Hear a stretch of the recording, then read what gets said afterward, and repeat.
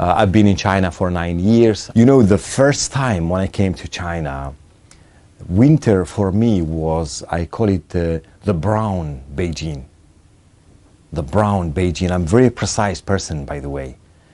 Now I call it the blue Beijing, the BB city. So from the BB city to the BB city.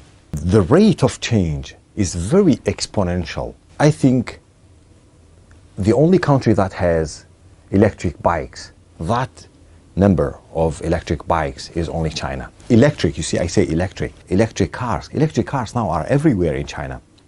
This is in Beijing, imagine small cities. Not because it's easy to buy or it's cheaper. Even people, they are educated. They know that it's better to drive electric car. Of course, they are decreasing the amount of carbon, the emission of carbon globally, but it will be there because they are doing. And for example, electricity. You can see now they're trying like Olympics, the Winter Olympics. They use solar panels. They put these thousands of panels everywhere, photovoltaic panels, and just to generate electricity.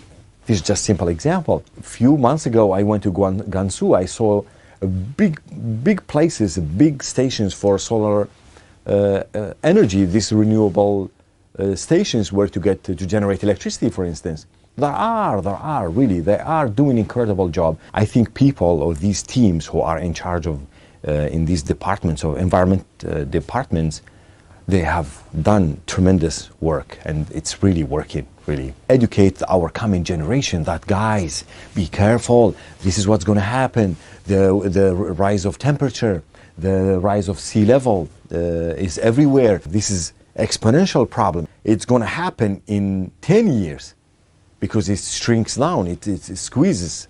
It's not late, really. And that's what China is doing. By introducing these environmental sciences to high schools and middle schools, they started teaching ecology or environment. So you can see students in China, this generation, they are aware of what they do. And it's like they are mature already because of the flux, the gigantic flux of information through online and everything. So that's why they know what's happening. They do many volunteer projects, for example. They go to the mountain, they go to the Great Wall, for instance, and collect bottles and clean up the plastic bottles.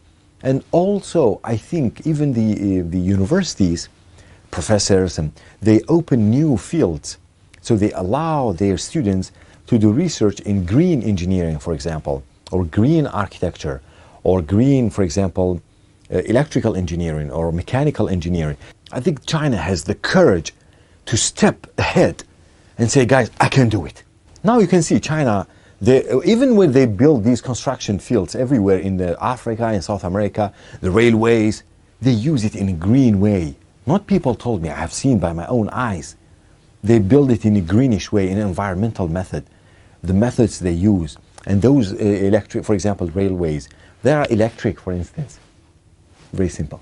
Those cars, those factories they build, all of them, most of them electric. Now they're trying to get rid of the space garbage.